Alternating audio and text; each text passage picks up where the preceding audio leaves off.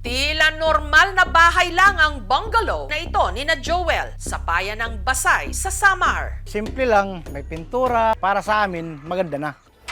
Pero ang mga dingding, kapansin-pansing umuumbok. At kapag kinalampag,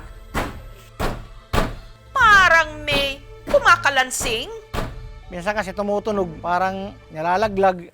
Hanggang isang araw, napansin na lang ni Joel na bumibigat na ang kanilang pader. Yung plywood niya parang lumulubo na. Natatakot niya kung baka bibigay. Pag kinakatok namin, matigas parang saminto na.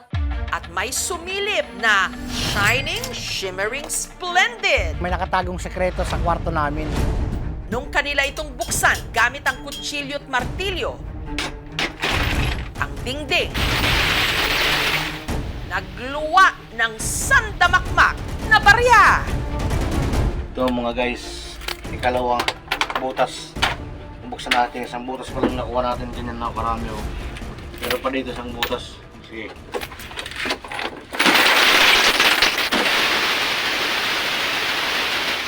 Ang mga barya ibinuhos sa sahig.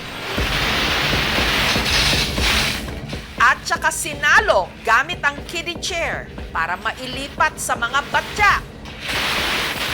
Ang kanilang anak tumulong pa nga na magdakot ng barya gamit ang platito. Nagulat kami ng dami. Hanggang napuno nila ang dalawang banyera. Bayad na kami ng ilaw. Magkano kaya ang inabot ng mga barya? At paano namang sa pader may bumabahang grasya?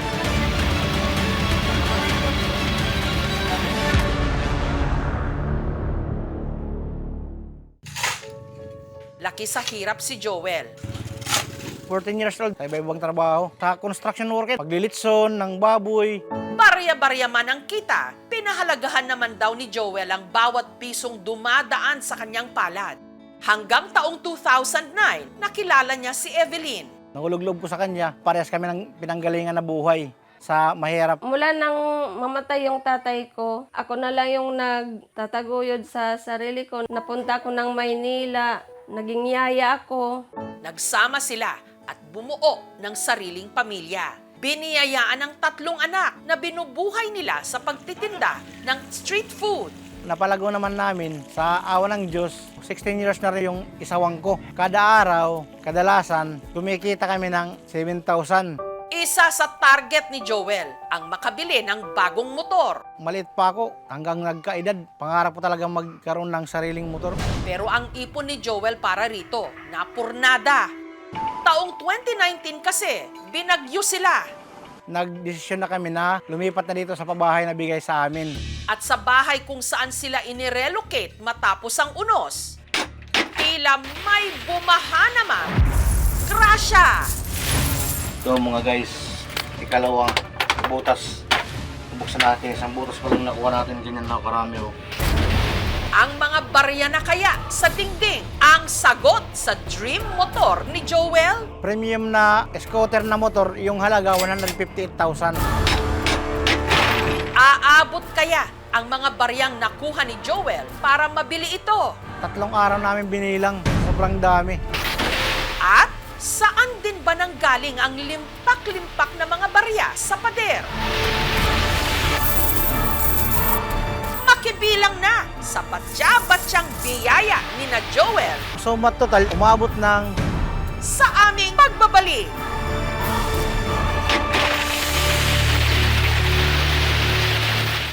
Bahay sa Basay, Samar, maliit lamang. Pero, ang pader nito, nagluwa ng batya-batyang barya. ito mga guys, ikalawang butas. Buksan natin, isang butas pa lang nakuha natin, ganyan na karami. Oh. Pero pa dito isang butas. Nagulat kami nung makita namin ang dami. Sakto at matagal na raw palang plano ni Joel na bumili ng brand new na motor. Maliit pa ako, hanggang nagkaedad. Pangarap ko talaga. Premium na scooter na motor, yung halaga 158,000. Saan nga ba nang galing ang sandamakmak na barya? Si Joel may nilinaw. Ang batya-batyang barya na nakuha niya sa pader, sarili pala niyang ipon. Nagsimula ako mag-ipon, June 2023, lampas isang taon. Noon pa man, mas sinop na raw talaga si Joel sa pera. Nag-iipon talaga ako ng pera. Sa alkansya, may lata, may plastic, hindi ko linalagay. Seryoso raw kasi siya na mabili ang pangarap niyang motor. At para araw-araw makita ang kanyang ipon mula sa kanilang negosyo, inihulog niya ang mga ito sa dingding ng kanilang kwarto. Mas maganda sa kwarto kasi nababantayan ko at saka nasisiyahan yung mga anak ko sa hulog ng mga coins.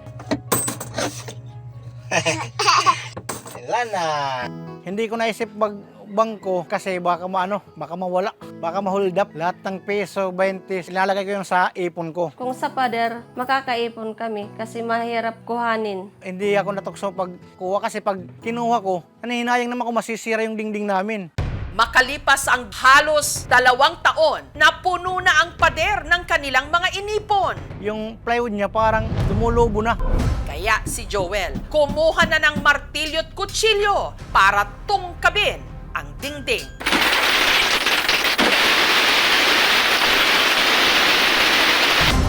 Magkano naman kaya ang inabot nito? Yung estimate ko doon, mga 60,000. Yan yun ang estimate ko. At mabibili na kaya niya ang brand new motor na nagkakahalaga ng 158,000 pesos? So total yung naipon kong barya, umabot ng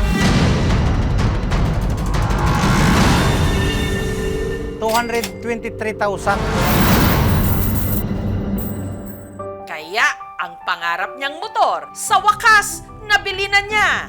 Binayaran ko ng 158,000 in cash. Sa tagal-tagal ko ng pinapangarap, nakuha ko rin ang premium scooter na pinapangarap kong motor. Yung natirang pera, pinagawa ko sa kusina, sa may balkon, pinapinturahan ko na rin para maging maganda yung kulay. Ang pinag-iipunan naman daw ni Joel ngayon, ang kasal nila ni Evelyn. 15 years, hindi pa kami kasal ng asawa ko. Masaya na din ako na mag-iipon din kami tungkol sa kasal namin. Hindi siya safe. Pwedeng masira yung pader nila at madaganan pa yung mga taong andon sa bahay nila. Mas maganda na ibangko mo siya. Nasa safe space siya. As of right now, wala po tayong batas here in the Philippines na nagsasabi na bawal tayo mag-hoard ng barya. Hindi gugong bahay kasi doon lang sinira ko sa dingding sa loob ng kwarto ko. Hindi naman nagtatagal, inaano ko naman agad, dinidispose. Hanggat makaipon lang ng pangkasal, okay na. Susubukan ko na sa mag-ipon sa bangko. Mula sa mga baryang umapaw sa pader, lumitaw ang kwento ng tiyaga, sipag at pagmamahal at ang matagal na pinagsikapan ni Joel. Hindi lang pera ang ibinalik, kundi dignidad, ginhawa at pag-arangkada sa panibagong simula.